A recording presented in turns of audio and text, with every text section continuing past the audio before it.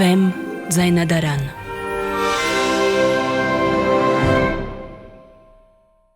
Հարգելի ունկնդիրներ, Վեմ ռադիոկայանի ֆոնդից ձեզ ենք ներկայացնում ձայնագրություն հոգևոր զրույցներ հաղորդաշարից։ Սիրելի ունկնդիրներ, Վեմ ռադիոկայանի եթերում են արժանապատիվ Տեր Մեսրոպ Քահանա Արամյանը եւ Արա Սարգսակ Նալչաջյանը։ Այսօրվա մեր զրույցը Եղիա մարգարեի մասին է։ Օրհնեցեք Տեր հայր։ Աստված օրհնի։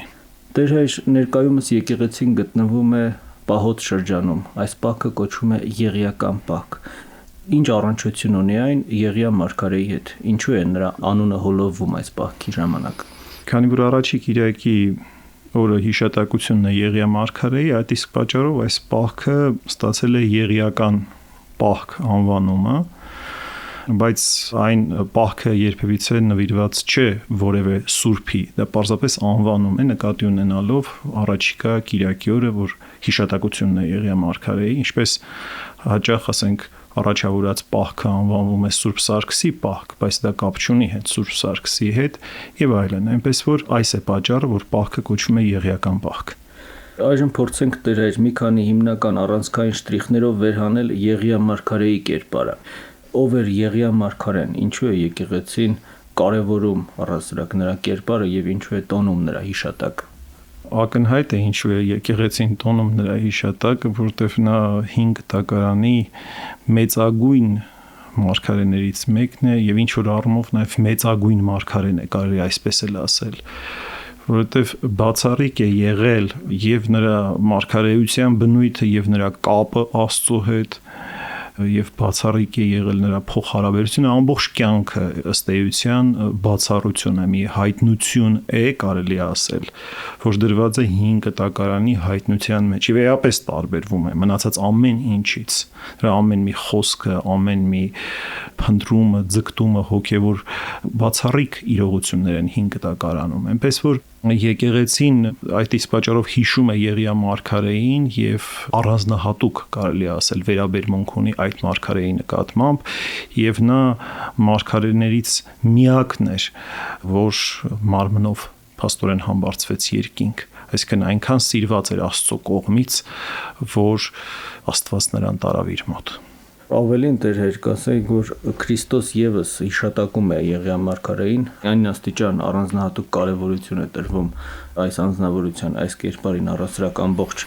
Սուրբ գրքում եւ ասում է, որ Եղիայի օրոք այսպես եւ այսպես եղավ, նա ոչ ոքի չուղարկվեց, այլ միայն ուրեմն Սիդոնացիների քաղաքից մի այրի կնոջ եւ այլն, այսպես օրինակները բերում Եղիայից եւ նաեւ համեմատում է կանանցից ծնվածների մեջ մեծագույնի Հովանես Մկրտչի հետ եւ ոչ միայն համեմատում, ասում է, որ Հովանես Մկրտիչը նույն Եղիայի հոգով եկավ եւ այդպես գործեց իր գործերը երկրի վրա։ Եղիայի հոգին խորհրդանշում է բացառիկ նախանձախնդրությունը Աստծո նկատմամբ, խորհրդանշում է բացառիկ դրսևորում հավատքի մեջ եւ այդ իսկ պատճառով այս Տերը ասում է, որ եթե դուք ասում եք, որ նախ Եղիան պետք է գա, ապա ես ասում եմ, որ արդեն եկել է եւ Եղիայի խորհրդանիշը կամ Եղիայի հոգին կրողը ոչ թե վերամարմնավորման իմաստով, այլ նրա օրհնությունը կրողը արդեն նոր ուխտում Հովանես Մկրտիչն է եւ Հովանես Մկրտիչը ըստ էության վերջին օրինակն է այդ մարգարեական շարքի լրումն է կարելի ասել մարգարեությունների եւ պատահական չէ որ 5 տականի մեծագույն մարգարեի հոգին այդ օրհնությունը, այդ զորությունը իջնում է հենց Հովանես Մկրտչի վրա եւ նրա կյանքն էլ մենք տեսնում ենք, որ եղել է յուրահատուկ մի կրակ վկայություն հոգևոր կյանքի, նա բացառիկ մարդ է եղել Հովանես Մկրտիչը եւ պատահական չէ որ Տերը ասում է որ կանացից ծնվածների մեջ չկա ավելի մեծը քան Հովանես Մկրտիչը եւ պատահական չէ որ հենց Եղիայի հոգին է նրա վրա իջնում, ինչպես Եղիան առանձնանում է 5 տականի բոլոր մարգարեների մեջ իր բացառիկ Աստված պաշտության, Աստված փնտրումի կրակով։ Եվ փորձենք դեր այդ կոնկրետ առաքինությունների ձևով վերհանել Եղիայի կերպարը, թե որն է այդ Եղիայի հոգին։ Իսկապես, եթե հոգի ասելով նկատի չունենք, թե նույն հոգին ուղղակի վերաբնակվում է մեկ այլ մարմնի մեջ, բնականաբար դա անհեթեթություն է ոչ քրիստոնեական, այլ նկատի ունենք, որ այն նմանատիպ առաքինություններով էին օժտված այս երկու մեծագույն սուրբերը։ Ուրեմն փորձենք հենց առաքինություններն էլ վերհանել։ Թերևս առանձնացնենք 3-ը, դրանցից հավատք, նախանձախնդրություն եւ ճգնակեցություն եւ մեկ առ մեկ քննարկենք։ Իսկապես Սուրբ Գիրքը տալիս է մեզ հավատքի շատ յուրահատուկ դրսևորումներ։ Բայց նախ եւ առաջ փորձենք հասկանալ, թե ինչ է հավատքը։ Համաձայն եկեղեցու հայրերի հավատքը դա նախ եւ առաջ հոգու որոշակի կարողություն է, այսինքն մի բան է, որ տված է մարդ արարածին։ Իսկ մարդ արարածը ունի իր արարչին ճանաչելու, արարչի հետ հաղորդ լինելու բնածին չափանիշներ։ Դա մի օտար բան չէ, որ դրսից գալիս եւ մտնում է մեր մեջ։ Այսինքն բնական բան է քո Աստծուն ճանաչելը եւ նրա հետ հարաբերություն ունենալը։ Բայց ինչպես ֆիզիկական աչքը գործում է տեսանելի լույսի ազդեցության պայմաններում, այնպես էլ այդ հավատքի տեսողությունը մարդու մեջ գործում է աստվածային շնորհի ներգործության պայմաններում։ Առանց այդ շնորհական ներգործության հնարավոր չէ խոսել հավատքի մասին, հավատքի լուսավորության մասին։ Եվ կարող ենք տեսնել տարբեր սուրբերի կյանքում այդ շնորհի արտաբացվածությունը տարբեր չափերով եւ տարբեր դրսևորումներով։ Եվ երբեմն դրանք լինում են շատ բացառիկ, եւ դրանք օրինակներ են մեզ համար, որպեսզի մենք նույնպես ունենանք այդ աստվածպաշտության, այդ սերը, այդ ջերմությունը, այդ կրակը եւ կարողանանք նմանվել այդ սուրբերին։ Եվ ահա Եղիա մարգարեի օրինակը դա բացառիկ մի օրինակ է։ Երբ որ խոսում ենք հավատքի մասին, նորից կան բառեր, որոնք օգնում են մեզ հասկանալու, դա տեսական հասկացություն չի հավատքը, կամ ասենք ինչ որ մի գաղափարախոսություն չի, օրինակ մարդիկ կան, որ ինչ որ գաղափարախոսությունների են հավատում եւ այլն, ոգևորվում են դրանով, հետո այդ ոգևորությունը անցնում է, նշանակում է հավատքն էլ է կորում։ Այսինքն ինչ է այդ հավատքը ի վերջո։ Եվ այստեղ մենք խոսում ենք անձնավոր աստվածության մասին։ Կա այսպիսի մի բառ, որը կոչվում է վստահություն։ Երբ որ դու ամեն բան, մինչև ամենավերջի քո մտահոգությունը, ամեն ինչ վստահում ես Աստծուն։ Եվ վստահ ես, որ Աստված գիտի, թե ինչ է քեզ պետք, քեզանից ավելի։ Եվ ամեն բան վստահում ես նրան։ Այն աստիճան ես նույնիսկ վստահում, որ ինքդ քեզ այլևս չես վստահում։ Այն աստիճան ես վստահում, որ Պողոս առաքյալի պես ասում ես ոչ թե ես, այլ Աստծո շնորհը, որի մեջ է։ Եվ համարում ես, որ Աստված է պատճառը բոլոր բարիքների, որ քո մեջ կամ քո միջոցով կատարվում է։ Սա իհարկե արդեն հավատքի եւ անանձնականության շատ բարձր դրսևորումներ են, որ մենք տեսնում ենք սուրբերի կյանքում։ Նրանց մոտ այլևս գնում էր արհամարում այն ամենի, ինչը որ պայմանավորված էր մարդով։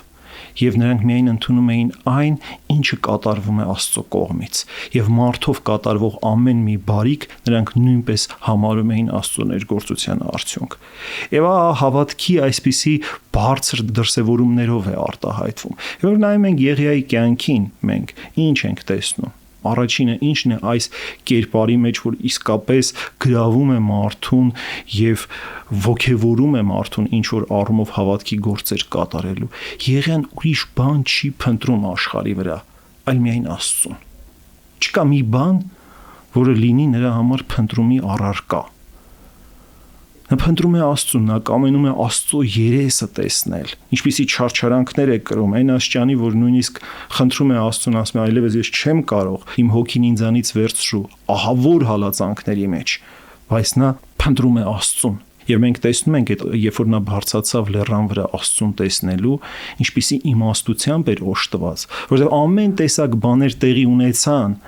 ամեն տեսակ ձայներ, շարժումներ եւ այլն, բայց նա գիտեր, որ Աստված դրանց մեջ չէ,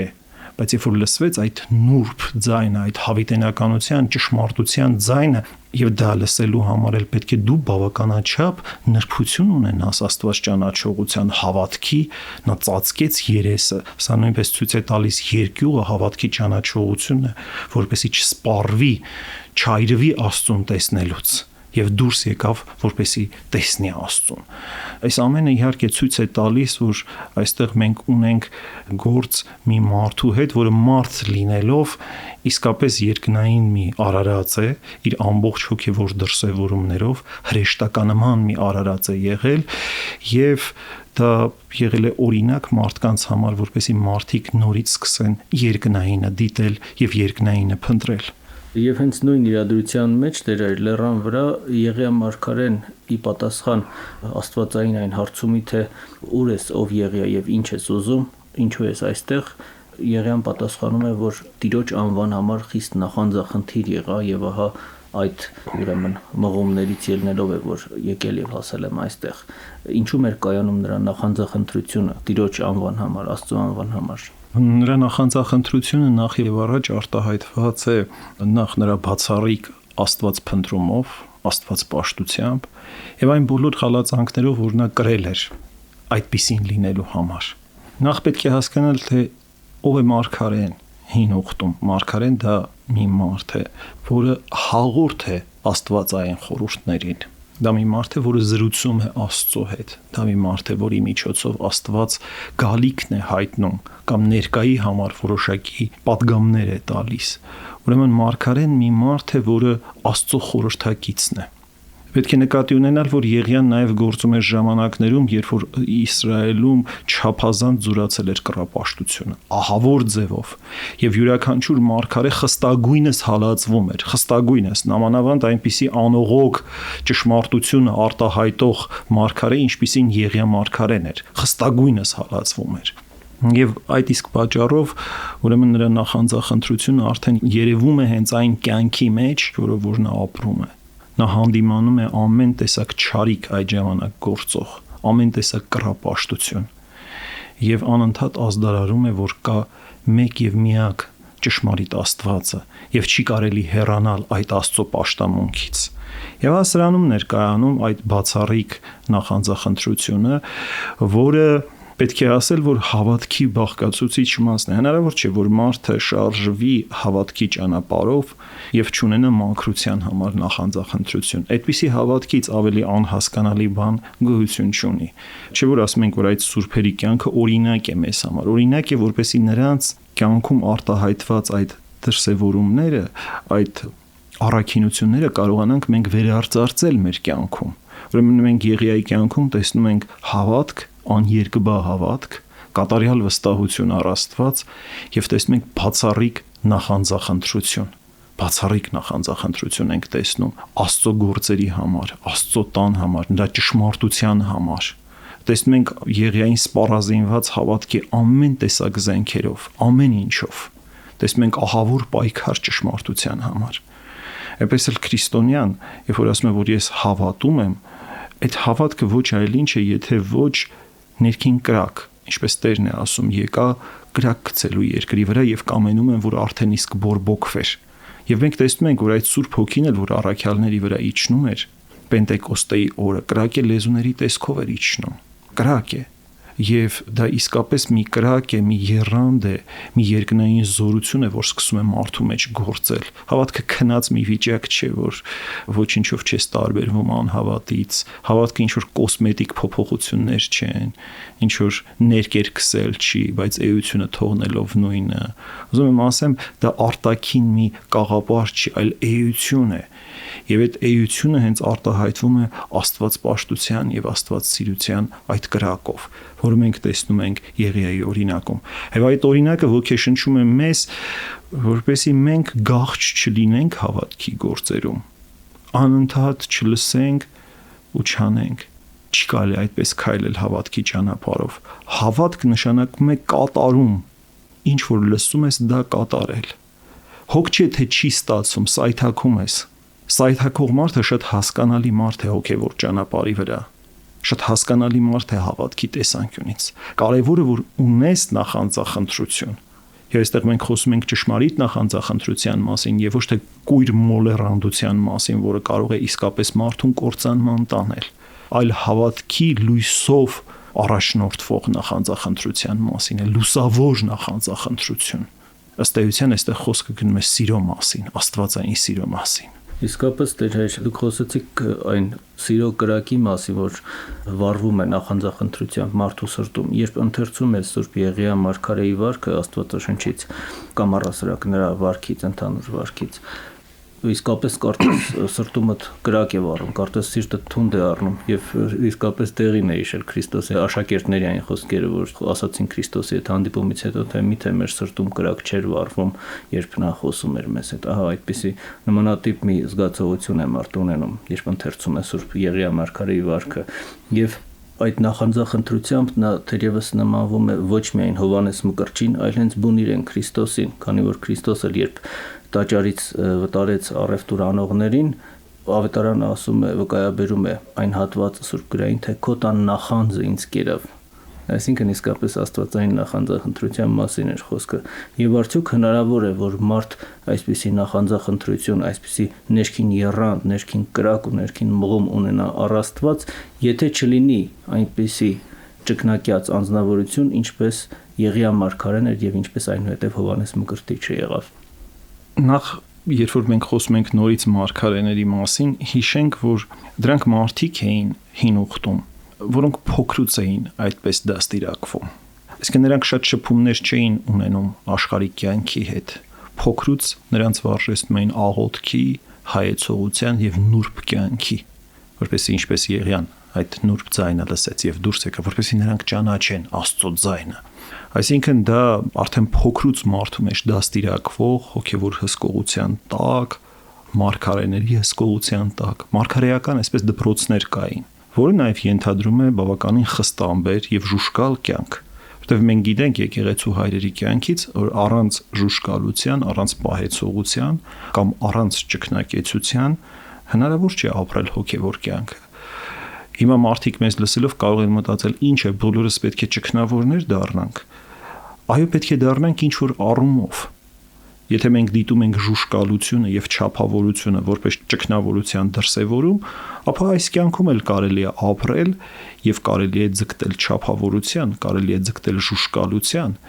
եւ սա մեծագույն առաքինություն է մարդու համար, որովհետեւ եթե մարմնավորը չափազանց զորացնես,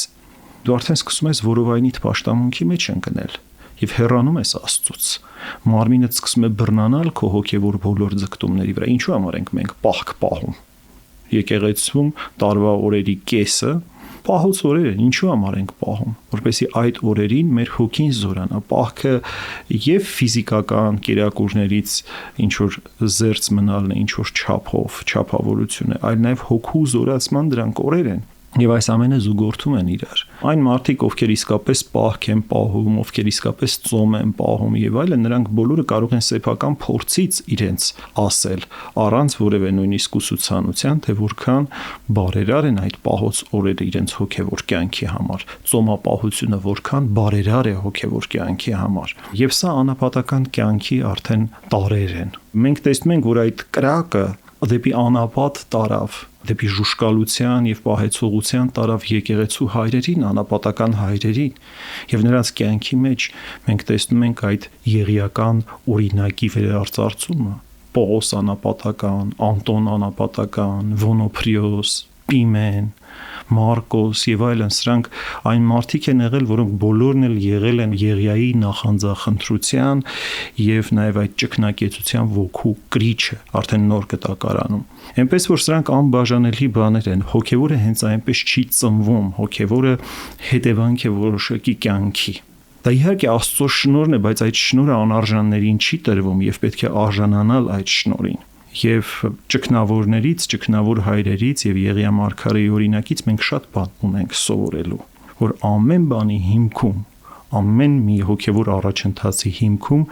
նախ եւ առաջ դրված է չափավորություն եւ հրաժարում այնպիսի չակերտավոր բարիքներից, որոնք որ մեր մեջ խոչընդոտում են Աստծո այդ նուրբ ձայնը լսելուն։ Սիրելի ունկնդիրներ, հիշեցնում եմ, որ այսօրվա մեր զրույցը Սուրբ Եղիա մարգարեի մասին է։ Կարճատև երաժշտական դադարից հետո կշարունակենք եթերը։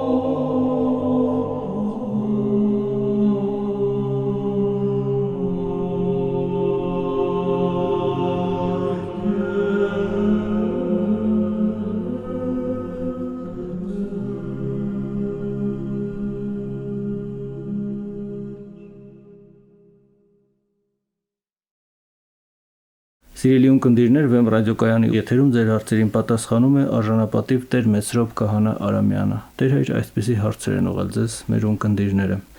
Որն է այս եղիական կոչվող պահքի խորհուրդը։ Դուք արդեն բացատրեցիք Տեր հայր, որ Եղիա մարգարեի հետ առանձնապես կապ չունի այդ պահքի խորհուրդը, այլ քանի որ առաջիկա կիրակին Եղիա մարգարեի հիշատակության օրն եւ պահքը նախորդում է դրան, զուտ այդ պատճառով է կոչվում եղիական պահք։ Իսկ պահքի խորհուրդը ինչ որ առանձնահատուկ խորհուրդ ունի, այս պահքը շաբաթապահքը։ Ուրեմն մենք տվեցինք անվան բացատրությունը, թե ինչպես է, ինչու է դա այդպես կոչվում, պատճառը, բայց իրականության մեջ պահքի խորհուրդը կապված է Սուրբ Հոգու գալստյան հետ եւ ոչ միայն մեզ մոտ, այլ նաեւ բոլոր եկեղեցիներում, ուրեմն այդ տոնին Պենտեկոստեին հաջորդում է շաբաթական պահք, որը ցույց է տալիս, թե ինչպես պետք է վերաբերվել այն հոգևոր շնորհների հետ, որ դու ստանում ես, այսինքն այդ հոգևոր շնորհները պահանջում են որոշակի ժուշկալություն եւ որոշակի նրբություն քո կյանքի, որպեսզի դու կարողանաս այդ շնորհները արմատավորես քո հոգում, այսինքն այս պահքի բուն պատճառը նախորդ կիրակին է այդ պահքի, այսինքն Պենտեկոստեն է եւ ոչ թե հաջորդ, բայց սովորաբար ժողովուրդը սովորություն ունի եւ եկեղեցական ավանդության մեջ էլ երբեմն այդպես է կոչվում, հաջորդ կիրակին կամ շաբաթ օրը, եթե մի որևէ նշանավոր օր է, ապա այդ օրով են կոչում նախորդ, ուրեմն շաբաթապահքը։ Հաջորդ հարցը. ինչու ենք մենք Տիրոջ հետ խոսում դույով, իսկ Տիրոջ պաշտոնյա քահանայի հետ օտարամուտ դուքով։ Միթե չի կարելի վերականգնել ավելի քան 1000-ամյա հարազատ դիմելաձևը, օրհնյա Տեր հայր։ Կարծում եմ, որ կարելի է համաձայնել ունկնդրի հետ Տեր հայր, այնպես չէ։ Այո, չհամաձայնելու այստեղ որևէ հարց չկա եւ պետք է նաեւ նկատի ունենալ, որ այդ դուքերը, բաները եւ այլն դրանք այսպես օֆիցիալ լեզվից առաջացած ձևեր են եւ նույնիսկ շատ հաճախ, օրինակ, ես կարող եմ ասել, որ երբեմն նաև ռուսերենի ազդեցության հետևանքներ են։ Իդեպ նշեմ, որ ռուս եկեղեցու սուրբերից մեկն էլ նշում է այդ մասին, որ դուքով դիմելու ձև այդ նոր ժամանակի մարդիկ ասում են, որ հորինել են ինչ որ տարօրինակ մի ձև, իսկ իրականում միշտ էլ դույով են մարդիկ իրար հետ խոսել եւ չէ որ ավելի լավ է հարգալից դուն։ Հարգանքը այդ հոգնակիության մեջ չէ որ զգացվում է։ Այո, եւ մենք պետք չէ որ աշխարհիկ, այսպես ասած, փառքեր որսանք, հատկապես հոգեվորականները, այդ անմիջականությունը շատ ավելի, այսպես ասած, կարևոր է եւ ասենք օրինակ հիմա տեսեք նույնիսկ մեր մոտ այդ պարոնով, բանով եւ այլն այդ խոսելն է հիմա էլ արմատավորվել, օրինակ ասենք երբ որ հիմա արտասահմանում ես լինում, մարդիկ այնտեղ խուսափում են, ամաչում են այդպես դիմելուց եւ երբ որ մեկին դիմես պարոն էս ինչ ինքը խնդրում է որ իրեն դիմես պարզապես դույով եւ իր անունով եւ ոչ թե պարոն էս ինչով դա այսինքն շատ նույնիսկ այսպես սխալ այսօր ոչ է համարվում իսկ այդ անմիջականությունը այսօր մտել է շրջանառության մեջ ոչինչ միաժամանակ հետո երևի մենք էլ կգանք այդ պարզությանն ու անմիջականությանը Հաջորդ հարցը. Դուք ասացիք, ասում է ունկնդիրը, որ սուրբերին նվիրված պահք չունենք, սակայն մեր օրացույցում անցած կիրակին կոչվում է բարեկենդան լուսավորչի, իհարկե ոչ լուսավորչի, այլ եղիական պահքի բարեկենդան օրացույցում այդպես է գրված։ Արդյոք այս պահքը լուսավորչին չի վերաբերում, հարցնում է ունկնդիրը։ Մենք ունենք այդպիսի պահք եւ նորից պետք է հասկանալ, որ լուսավորչի պարագան եւ ինչ որ առումով բացառություն է, բայց նաեւ լուսավորչի պարագան խորհրդանշում է ընդհանրապես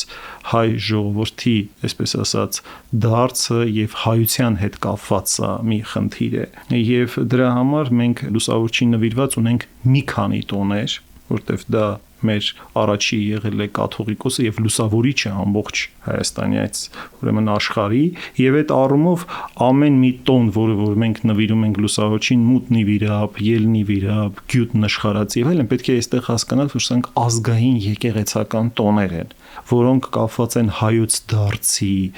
եւ ընդհանրապես հայկական քրիստոնեության հետ, եւ այս առումով իրենք նորից այդքան անձնավորված չեն որովհետև դա ի վերջո, այսպես ասած, պարզապես մի ինչ-որ սուրբի հիշատակություն չէ, դա մի ամբողջ ազգի դարձի հիշատակություն է, որովհետև այդ շնորհը կամ այդ հոգևոր այդ իմպուլսը, որ տրվել էր Գրիգոր Լուսավորչին, դա ինչ-որ անհատական մի դրսևորում չէր, այլ տրվել էր մի ամբողջ ազգի ուրեմն դարձի եւ վերափոխման համար։ Եվ այս առումով, այո, ասենք դա մի փոքր բացառություն է, բայց եթե հասկանանք, որ դա բավականին ընդհանրական բնույթ է կրում, այսինքն դա սրբության եւ աստվածպաշտության մի հզոր շունչ էր, որ տրվեց հայ ժողովրդին, այդ առումով դա այդքան էլ անձնավորված չէ։ Հաջորդ հարցը Պողոս Առաքյալն ասում է, որ միսը եւ արյունը չի կարող ժառանգել երկինքը, իսկ Եղիայի մասին գրված է, որ նա հրեղեն կարգով մարմնով փոխադրվեց երկինք։ Ինչպես Եղիան մարմնով ժառանգեց երկինքը։ Ուրեմն պետք է նկատի ունենալ, որ Աստված որոշակիորեն փառավորել է իր սուրբերին։ Եվ նաև պետք է հիշել, որ մեր Տերը ինքը նույնպես հարություն առավ մարմնով եւ համբարձվեց երկինք, այսինքն այն ինչ որ Եղիա մարգարեի հետ ստվերակերպով կատարվել էր հին ուխտում կամ Ենովքի հետ, դա Տիրոջ հետ կատարվեց եւ դրանով նաեւ Տերը ցույց տվեց մեզ հարության խորհուրդը եւ մարմինների վերականգնման եւ անապականության խորհուրդը։ Տիրոջից հետո մենք տեսնում ենք դա ինչ որ չափով արտացոլված, ասենք սուրբերի կյանքում անապականության դրսևորումներ, մարմնից անուշահոտ մյուրոնի արտաբխում, զանազան դրսևորումներ ենք տեսնում սուրբերի կյանքում, Աստվածածնին ենք տեսնում վերափոխված երկինք, եւ Աստված որոշակիորեն փառավորում է իր սուրբերին։ Սա ունի շատ կարևոր խորհուրդ, դրա միջոցով մենք տեսնում ենք այն, ինչ լինելու է մարդկային բնության հետ վաղճանաբանական ապագայում։ Չէ՞ որ մենք բոլորս էլ պետք է հարություն առնենք մեռելներից եւ բոլորս էլ պետք է հագնենք այդ անապականության մարմինները։ Եվ այդ մարմիններով ենք մենք մտնելու հավիտենական կյանքի ժառանգության մեջ։ Սա այն միսն ու արյունը չէ, ինչպես որ մեր ունկնդիրն է հասկանում, որովհետեւ այդ կյանքի օրինաչափությունները այլ օրինաչափություններ են։ Այնտեղ այս կյանքի պես չենք ապրում, ինչպես Տերն ասեց, անմիտներ այնտեղ ոչ մարդու են գնում եւ ոչ էլ կին են առնում, այնպես որ այդ կյանքը ունենալու է արդեն իսկս Տիրոջ նկարագրության այլ օրինաչափություններ, ինչպես Տերն էր անցնում, ասենք, փակված դռների միջով եւ այլն, այնպես որ այդ մարմինը լինելով այս մարմնի շարունակություն, ծնված լինելով այս մարմնից, լինելով ֆիզիկական մարմին, ինքը իր մեջ ունենալու է նաև հոգեղեն տարեր եւ ամեն կերպով արտացոլելու է տվյալ մարդու հոգեվիճակը, թե ինչպես է նա մտել հավիտենական կյանքի մեջ։ Այնպես որ պատահական չեն այդ բաները, որ տեղի են ունեցել սուրբերի հետ եւ որը ցուցադրված է արդեն մեր Տեր Հիսուս Քրիստոսի հրաշափառ հարությամբ։ Շնորհակալություն Տեր հայր, թույլ տվեք սրանով եզրափակել մեր այսօրվա զրույցը Սուրբ Եղիա մարգարեի մասին, շնորհակալություն նաև ունկնդիրների հարցերին պատասխանելու համար։ Օրհնյա Տեր հայր։ Աստված օրհնի։ Հարգելի ունկնդիրներ, Վեմ ռադիոկայանի ֆոնդից ձեզ ներկայացրինք ձայնագրություն հոգևոր զրույցներ հաղորդաշարից։